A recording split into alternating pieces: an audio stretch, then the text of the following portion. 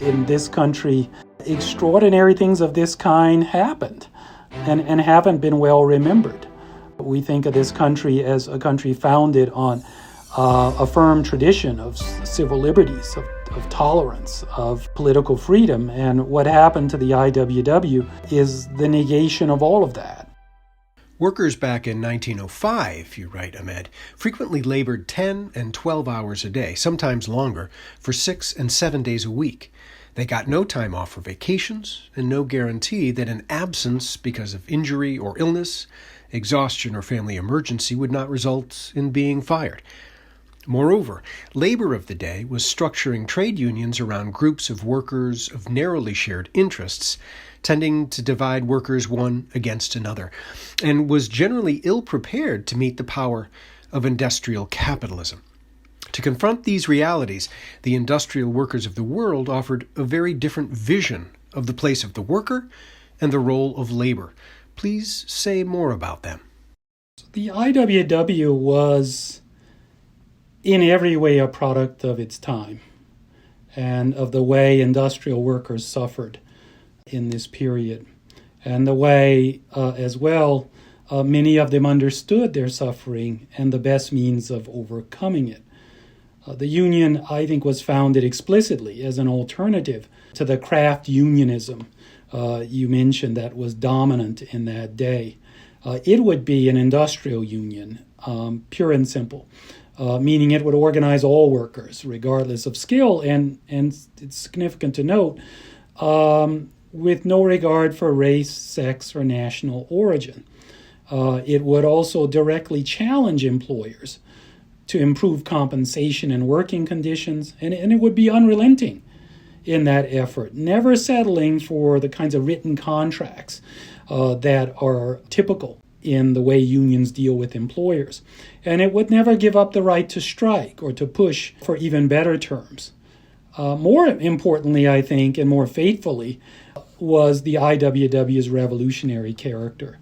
It was founded with the idea of eventually launching a vast general strike, one that would, by essentially peaceful means, bring the capitalists to their knees, force them to surrender the means of production, and in that way the control of the social order.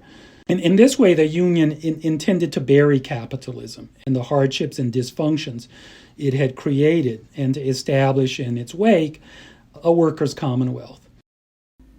After its first decade, the IWW had made inroads into a number of industries across the country and boasted a membership of 150,000 or more by 1917.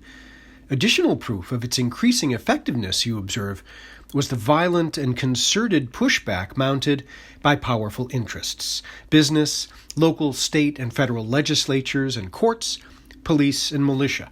Say a bit about this campaign of repression that has long been overlooked by historians of the era.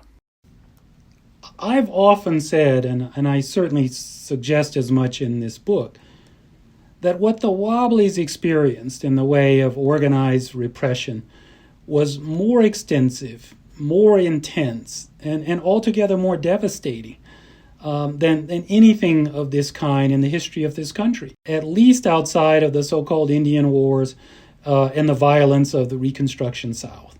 Now, it's true that people who know a fair amount about labor history or civil liberties know that this union existed and that it was persecuted. But even those who study the IWW, I found, have not fully understood or documented what happened to this organization and what happened to its members. And most particularly, I think, what they've tended to do is either look at particular episodes, especially episodes of vigilantism, that the union or its members experienced, disconnected from everything else that the organization faced. Or what they've tended to do is to focus on the most visible form of legal repression the union faced. And that would be a series of federal prosecutions, mostly based on the 1917 Espionage Act.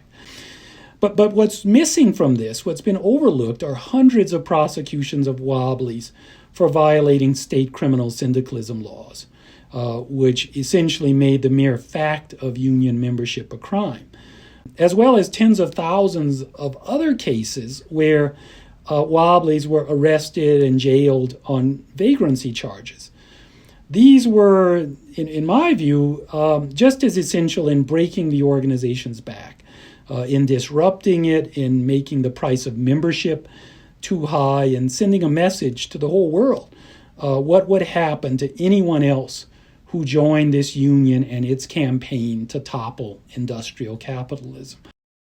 In writing its 1969 Brandenburg v. Ohio decision, the Supreme Court had the repression of Wobblies 50 years prior firmly in mind. Today, however, Brandenburg is being denounced by many for frustrating the suppression of radical, right-wing organizations, exposing vulnerable groups to harassment and denigration, and impeding the prosecution of a certain ex-president. What does the experience of the IWW have to teach us about the protection and limits of First Amendment rights in this country? Well, I think the IWW's experience shows us above all how tenuous First Amendment rights are, how easily they can be set aside in the interest of protecting society from some sort of threat, especially threats of sedition or insurrection. And also how easily this is justified as something that serves progressive values, even if the threat the IWW posed was not imminent. And even if beneath all this talk about how seditious it was also an effort to protect the economic interest of some powerful people. This is why Brandenburg was so important in my view. The decision doesn't say the government can't guard against sedition or insurrection, but by requiring, as it does, that the government can only prosecute people when the threat posed by what they say or do or by what organization they belong to is imminent, Brandenburg preserved the right of people to promote revolution, to discuss it, to write about it, to organize people toward that purpose. I think this is all crucial for a society that, after all, was built upon a revolution, and that may well need another, in some ways no less than it did back when the IWW was founded. You've been listening to a conversation with Ahmed White, author of the new book, Under the Iron Heel: The Wobblies and the Capitalist War on Radical Workers.